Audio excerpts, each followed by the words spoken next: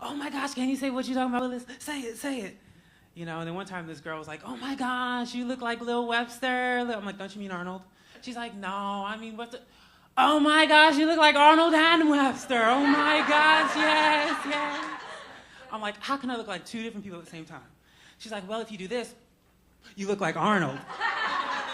But if you do this, you look like Webster. Yes, yes. And so that's what I've got. And then a lot of people say, I wonder what if Arnold Webster would look like if they ever got tall. Yeah. But when I was growing up, I was very fascinated with Webster more than Arnold because my mother had this huge, big, thick book, and I would just go through it like, I cannot believe little Webster wrote this entire dictionary by himself. This is just amazing. And he has synonyms in the back of the book. Wow, how did he do it? Now this is cool because I was like, wow, this is a little black boy who has his own television show and his own dictionary. Yeah, and so, you know, I was like, when I grow up, I'm going to be just like him. I'm going to have my own show and my own dictionary. Yeah, so this is how far I've gotten with my own show. But I am working on my own dictionary. I am, because I've realized there are some words out there that don't exist that should. You know, I mean, I realized this a while ago, but in 2005, I became an uncle. I'm happy. Thank you. Yeah. And I have now a total of 2 nieces and 4 nephews, and I have 2 more on the way. And I've realized when parents are out and people go, oh my gosh, are those your children? They go, yeah. But when uncles and aunts are with their nieces and nephews, there's no one word to describe them. So I came up with the word. And so the next time someone goes, are those your children? No, they're my chibling. Yeah. Now I know what you're thinking. How does he get chibling from a niece and nephew? Well, let's look at the definition. What is a niece and a nephew? They're the children of your sibling. So chibling. It works. It works. It really does. It works. It works. So the next time, you know, you could use that word. You know? And I use another word, you know, because it doesn't make sense that we say Saturday and Saturday night. Why don't we just say Saturday and Saturday night? Just make it simple, you know? So that's my dictionary. And I found out that Webster wrote his dictionary way before he got his own television show. You know, so as soon as I get my dictionary published, my show should be around the corner, you know? Now that's what I'm talking about, Willis. Yeah. Yeah, so I heard we have some Jewish people here, right? Any Jewish people? Jewish people, raise your hand. Anybody? Okay, all my Jewish people, all my Jewish people, all my Jewish people, all my Jewish people, all my Jewish people, all my Jewish people. So put your hands up. I was out in the club, the comedy club, and I was doing my own little thing. When I looked out into the audience and I saw a bunch of chosen few. If you're happy to be chosen, put your hands together. If you're happy to be chosen, put your hands together. Don't be shy if you're chosen, put your hands together. Whoa. Yeah, but I found that I have Jewish roots, actually. Yeah.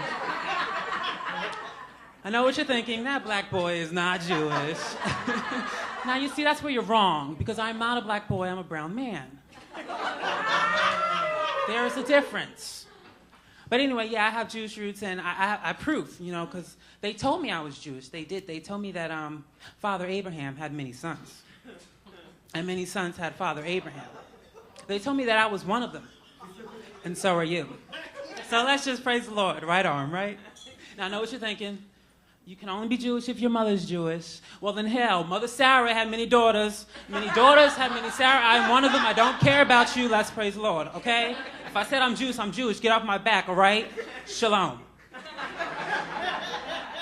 But anyway, but once I found out I was Jewish, I was like, okay, so I've been Christian all my life. God, what do I do? Do I just ignore that I'm Christian? Like, what do I do? I'm not sure. Do I be Jewish or Christian?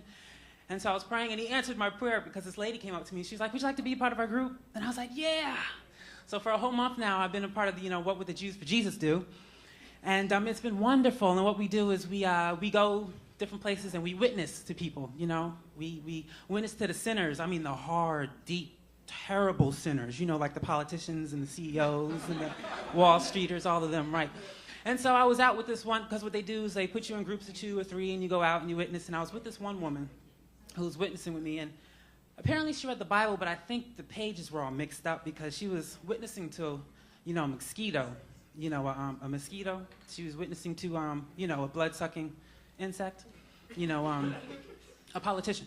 Anyways, so she was talking to me and she was like, yeah, did you know that Jesus turned water into wine? Yes, he did. And when he was done turning all that water into wine, he got up and he started walking on it. Yeah. And when he was done walking on it, he split it apart so that Moses and his people can go right through it. Yeah, he did that. And I thought that would be awesome, though, if Jesus actually turned the whole ocean into wine. Wouldn't that be cool? Because then you wouldn't have to marinate your fish, right? Because they would have their own natural marination, So that would be cool. But speaking of water, you guys heard about the Gulf of Mexico? Isn't that horrible? The Gulf of Mexico, all that. And it happened twice. Now I see why all the Mexicans are running to Arizona, right? Because, they're trying to get away from the oil. But, I started thinking, I think they're lying to us. Because they said at one point they needed to buy a machine that would separate the water from the oil. And I'm thinking, oil and water ain't supposed to mix. And so I thought, that means we got to change how we speak. Like, oh my gosh, girls, they are the bestest of friends. Yeah, they're like the Gulf of Mexico and oil. Yeah, they just don't separate, child. They don't. No, they don't. They don't. Thank you.